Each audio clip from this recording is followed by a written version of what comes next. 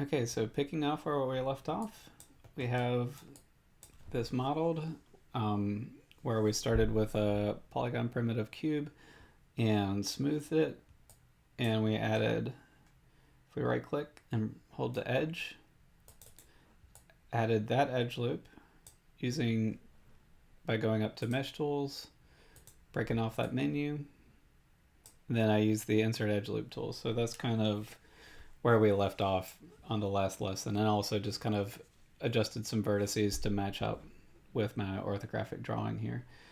So this will be a relatively quick lesson where I'll just kind of continue working on this. And there's kind of one new principle that's going to be shown here, which is if you look at this character design here, we need to have the topology or the polygon flow work with the model here. So we have on this character, there's no nose. It's relatively simple, right? Where we have the eyes and the mouth. And so we need to make it so that when we select a group of faces, that it goes kind of around the eye and it emanates out of the eye, and then the same for the mouth. And so the way to do that is we're going to add some more edge loops, but essentially what we're going to do is with, if my computer will catch up with me here, that face right there, that polygon face, is we're going to add some new edge loops to kind of divide it up and turn it into 4. But we're going to extrude that. And then by using the extrude tool, that's going to create the topology that we want for the eye. So we're just going to worry about the eye on this lesson, and then we're going to move on to the mouth in the next lesson. So I broke out the mesh tools menu. I left it to the side over here because I'm going to use that some. And then to the right, I have the modeling toolkit open. And then I have the perspective view and then the front view. And that's kind of how I like to line things up while modeling something like this. So first thing is we'll want to add an edge loop going this way. And what I'm going to do is, instead of working in symmetry mode, that's an option that you have in the modeling toolkit. You can turn on symmetry mode right here, and it makes it so that you see when you do one thing on one side, it'll do it on the other. And instead of doing that though, because I find it just a little easier to work this way, especially in this stage, is in the front view, I make sure I'm in face mode, and then I just delete the left side of the faces there. And now we're only worrying about the right side of the face. And so working this way will eventually mirror the geometry over to the other side. And you do that by just going into object mode, selecting it, and then it is this button right here. It's the mirror geometry button. And if you can't find that button, it's also under mesh and then mirror. And notice that next to mirror, there's an options box right there. So if it's mirroring in the wrong direction, like for instance, if you look at the bottom here, this needs to mirror across the x-axis. You can see that x, y, and z preview right there. So it needs to be under x. And if it's set up to mirror in the y direction, for instance, it'll mirror like vertically. So this one's set up in the right way right now. And so I can just press that button and you see it mirrors over to the other side. So the advantage of working this way is that you're just working with less polygons, and when you're adding edge loops, there's just kind of less to go wrong. And one thing that's important if you're modeling this way is all these vertices. So I'm going to right click and go to Vertex Mode. All these vertices right here, you just want to keep those so that they stay on that y-axis right there, that vertical y-axis. And if any of them get moved off like this, when you mirror it over, it'll cause some confusion there, some mess ups to happen.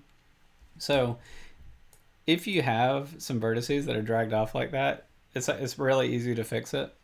Just kind of looking ahead, if that happens to you, is you can either select one vertex, or you can select all of them that you want to be in the center right there. And if you look over here where my cursor is, you see that X, Y, and Z tab right there. That's how we're going to fix it. So that tab might not show up for you. And if it's not showing up, it's because it's not opened right here. So look next to the right of these render icons right here, directly to the right of it, there's a triangular tab. Just click on it, and hopefully that X, Y, and Z will show up. And you see I have this vertex, these two vertices right here that should be along the center axis, but they're not.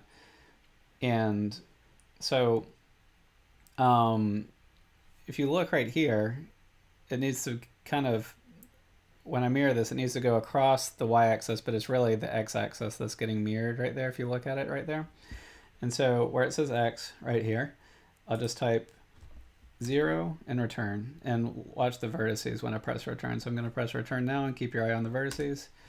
There, it just punches them all right to the center there for you. And so now when I mirror, it'll stay clean. And if the reason that it's mirroring across the x-axis is, you can see I'm modeling my character. You see this is from the front view. But if the front of your model is facing towards the side view, for instance, you might need to mirror it across the z-axis or something like that, right? So just kind of keep that in mind, that you might have to adjust that. So I'm going to work on this side of the model. And the first thing I'm going to do is, so right now this eye socket is just a face, and it's pretty square. And even if we preview smooth by pressing 3, it's just not quite lining up with the model the way I want. So I'll press 1 again. And so I'm going to subdivide it once this way, and then horizontally, and then once this way vertically. And I'm going to line it up each time I do it. So I'm going to right click and go to Objects Mode. And to add edge loops with the rounded model, I don't want to use the multi-cut tool. I want to use the Insert Edge Loop tool. And I'm just going to make sure before using it that I click the Options box that's next to the Insert Edge Loop tool. And make sure that Insert with Edge Flow is turned on. And that function makes it so it rounds out along the edges, which is really helpful here. So I'll just click Insert Edge Loop tool. And what I need to do is I just need to drag on an edge, one of these vertical edges, in order to drag it or make a horizontal edge loop. So if you click in the face, it's not going to do it. So just drag along the edge loop, let go. And you see how it rounded that out on the edge there, which is really helpful. So to start things off, I made the edge loop, so that's great. And I made it about halfway between those two edges right there. And to start things off, I'm going to right click, go to Vertex Mode. And I'm just going to go from left to right to get these vertices lined up. So this vertex right here, that one's good. Moving to the right, we have this vertex, and I'm going to press W for the move tool, and I'm just going to drag it directly to the left so that it lines up with that eye a little bit better. Continuing to move, I'll press Q just to get those errors out of my way. Continuing to move right, I'm moving to the next one, press W to get the move tool, and then I'm just dragging it to fit. And the rest of these should be okay because we want like a rounded character here. And so that's the front view. I need to check it from the side view next though. But before I check it from the side view, I'm just gonna go in object mode, press 3, see what it looks like rounded. That's kind of okay with me right now. I don't want my character is not gonna be like perfectly rounded under there. Let's see, so I'll press 1. And so now, this is super important. So you line it up from the front view, but if I only line things up from the front view, modeling in this method, it's not going to yield the best 3-dimensional results. So I need to change to the side view here. And unfortunately, I don't have a side orthographic view to reference here. If you have that, it's going to be a huge help and make your life a lot easier here, where I'm going to have to guesstimate a little bit during this demonstration. But I go to Panels, Orthographic, Side View right there. I'll leave that up for a second. So I'm going to change my front view to my side view by going up to that window and these selections here. And we're looking at it from the side view now. I'm going to turn off X-ray just for a minute here. So I'm going to have to eye this, unfortunately. So I'll right click, go to Vertex, looking at this. So I'm imagining that this eye is going to be a little rounded. So I think I need to pull this in like that. You see how I'm trying to kind of think about this as a rounded eye from each direction. And here, I don't want to, you can see which vertex I'm selecting. It's that one right there. I noticed that the distance between this vertice and this vertice, and if you look at them there, is pretty different from that one. And so I think, looking at the side view, I need to just select this vertice, so it's the bottom left one on mine. And I might need to just, I'm not going to go crazy with it, but just drag it in a little bit more. And I think that's kind of all we really need for this step right here. But it is really important just to get in the habit of doing the front view, then the side view when doing these. So I'm going to switch back to the front view. And it kind of adds like a little bit of time during the step of the process, but it's just trust me, it's going to make your life a lot easier here as you kind of shape out your model. So next up, we're going to add a vertical row right there. I'm going to turn X-ray back on by going to shading and X-ray right here so that I can see my drawing underneath it. And under mesh tools, I'm going to do the insert edge loop tool again, and which is right there. And remember, you have to drag on the edge. And so I'm going to drag on one of these edges, one of these horizontal edges in the middle of the eye in order to make a vertical edge loop. So I'm doing a normal click. And then once it's in place, I'm just going to let go. And you see it rounded the upper and lower edges for me, which is great, and kind of keeps a rounded shape going. And so now I need to press Q to get out of that. I'm going to right click and go to Vertex Mode, and we're going to do the exact same thing where I'm going to just line some of these vertices up. So zooming in, and remember you can zoom in with the orthographic view. I'm pressing Option, clicking on my mouse wheel and holding it down, the middle mouse button lets me pan the camera, and then pressing Option and then right clicking and dragging left to right lets me zoom in with a controlled zoom here, which is really helpful. So I have that vertice selected, pressing W, and I'm just going to make a minor adjustment here.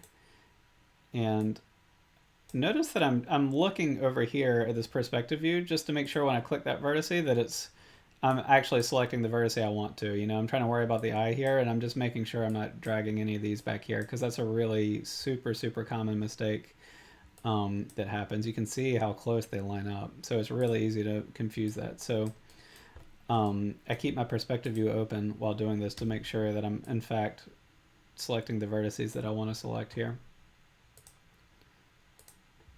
So I'm just kind of going around the eye, making sure I'm just kind of doing pass here to get things lined up.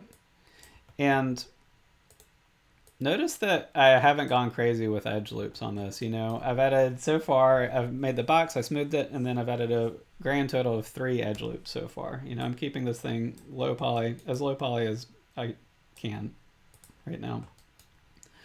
And so let's see here. Do you see? So I'm going to right click and go to edge mode. This edge right here, it's a little jagged right there. And I think generally speaking, you want it to be a little bit more like this one where it flows a little more naturally here. So I'm just going to right click, go to vertex. I'm going to select the center vertice that runs along the inner edge there. And note that I can't move it left to right, or I shouldn't move it left to right because I need it to be on that axis. So I'll press Command Z. But I am going to just drag it down a little bit so that it just flows a little more naturally there.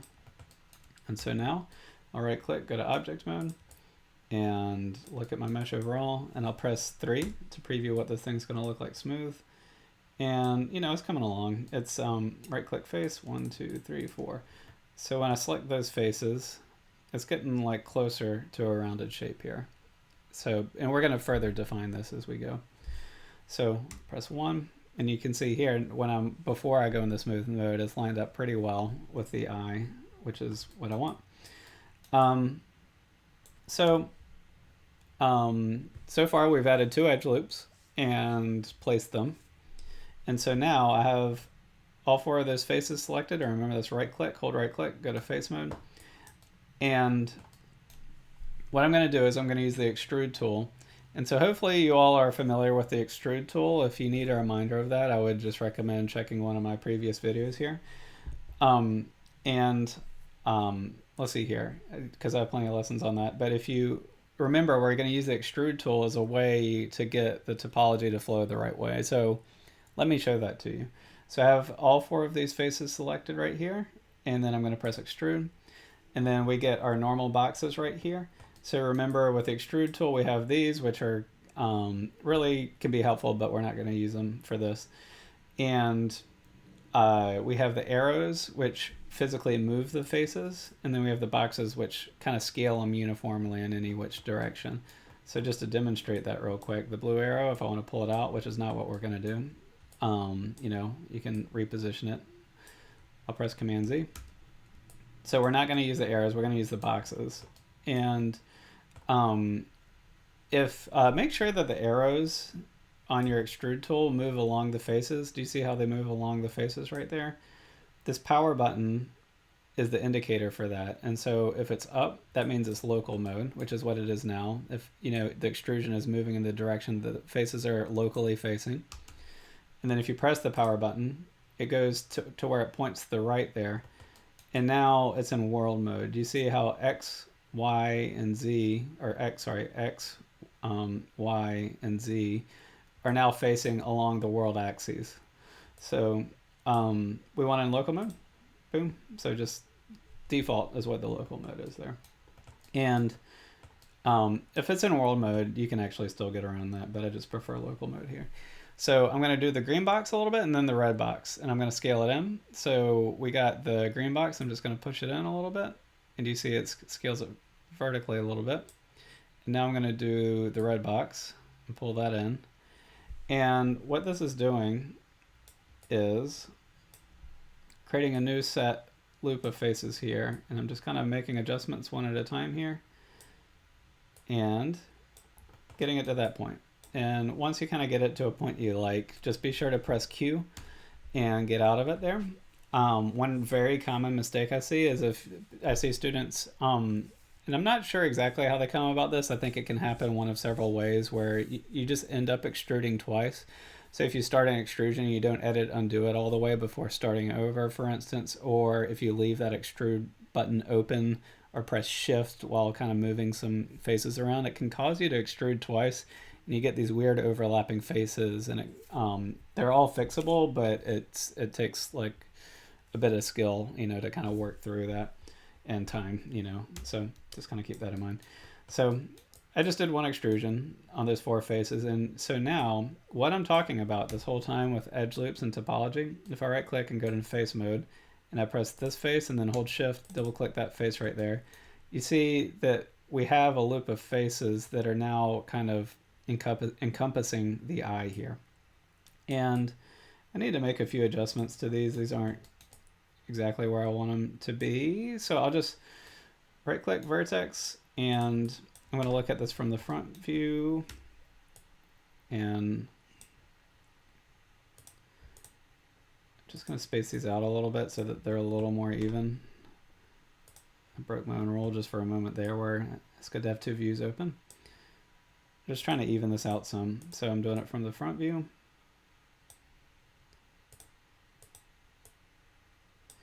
So it's just kind of what I'm demonstrating here is each time you do an edge loop or an extrusion, just, take a minute and kind of clean things up. And it's really, really hard to do cleanup once you meet like a event horizon of polygons on your model.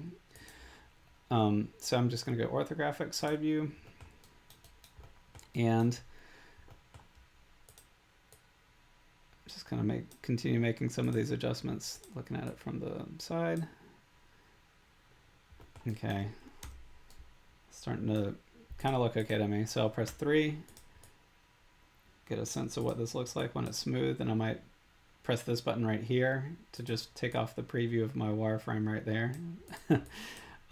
So one thing is when I model this way, especially for characters, I'm trying to trace my orthographic reference drawing as best as I can and get things as accurate as humanly possible. But on the other side of that, I'm not gonna like kill myself to get it perfect during the stage. And I think take this advice with a grain of salt. Like just try to get it as good as you can. But we're gonna take this into Mudbox or ZBrush, depending on your preference, where we can sculpt this like clay, and you just you can make this model your own. We're building the armature right now, and we need the armature to be as accurate as possible, but at the same time I'm just not of the mind that it needs to be like 100% like perfect at this stage. So let me switch this back to the panels, orthographic front view, and I'm gonna select 1, 2, 3, 4. Select that outer loop right there. And I kind of want, right now, I kind of want this outer edge loop where my cursor is to kind of be the outer socket, or the kind of brow, as it were. So I need to just scale this whole thing up a little bit. So maybe something like that. I think my eyes are in my drawing just maybe a little bit bigger than I actually want the model to be. So I'm going to actually take some liberty away from, take some liberty here and kind of make adjustments on the fly. So now I can see that this vertex right here, which was previously lined up nicely, I need to just move it vertically up again, just to kind of line up with everything else. So this is kind of looking okay. So now in the next lesson, we'll just kind of continue to work and model this inner eye socket a little bit, just make a few more adjustments to it and work on the mouth. So that'll be the next lesson. But before we kind of sign off for today, I just want to use the Insert Edge Loop tool one more time. So that same way we've been adding edge loops, I'm going to add an edge loop right here, because you can see I have the face starting to form here in the front, but there's just kind of a lack of geometry happening right here. And I kind of want my geometry to I want to work in even rounds adding geometry across the model. I don't want to get super dense in one area and have an average of 16 polygons in an area like this, and then an average of 2 in an area like this. You kind of want to just have things even and work on them in waves throughout. So don't just get the eyes perfect while not adding geometry anywhere else, if that makes sense. So I'm going to do the Insert Edge Loop tool, and then I'm just going to click right here. This is probably not going to need a ton of adjustments because it rounds things out for me. And so that looks pretty nice and even to me for now. If you make that edge loop and you want to make adjustments to its placement, you can right click, go to edge, and it should remain selected from before, but if you need to select the edge loop, just select one edge, go to the next one, hold down shift and double click, and it selects the whole edge loop for you. And then under mesh tools, with the slide edge tool right here, this is a funky little tool, but I like it a lot, is you can kind of just shift your topology around using the slide edge tool without changing the shape of your model dramatically. So I'll just double click slide edge tool, and then a message will show up that says middle mouse button right there. And so that's just to indicate, in order to use this tool, you need to hold down your mouse wheel or use the middle mouse button on your mouse in order to use it. So I'm just going to select the edge and then hold down my middle mouse button and just drag. I'm dragging left, and now I'm dragging right. And you can see, you can just and it actually snaps to the center right there, which is really helpful. So it's a little janky, but it's a really helpful tool just to make sure that you're kind of keeping faces even right there. So I did it there. I'm gonna go ahead and do the same thing right here, just to kind of keep that rounded. So I'll just do, and since I want my character to be round, and so I don't know if there's a ton of adjustments I need to make on this one, kind of looking around the model. So that's kind of a rare instance where I'm not going to make a ton of adjustments after putting it on. But I'll just press 3 real quick just to double check that. Yeah, that kind of looks all right. So I'll press 1 again. And the model needs to be selected in object mode for the 1 and 3 thing to work, by the way. So I'm going to do the same thing again, insert edge loop tool. I'm going to do the same thing on just like the other side of it right here, just to round that out and give the back area a little love here. So it's right click, edge, double click the edge, and then I'll use the slide edge tool by double clicking and then using the middle mouse button just to kind of adjust its placement if I want to. Maybe right there is good.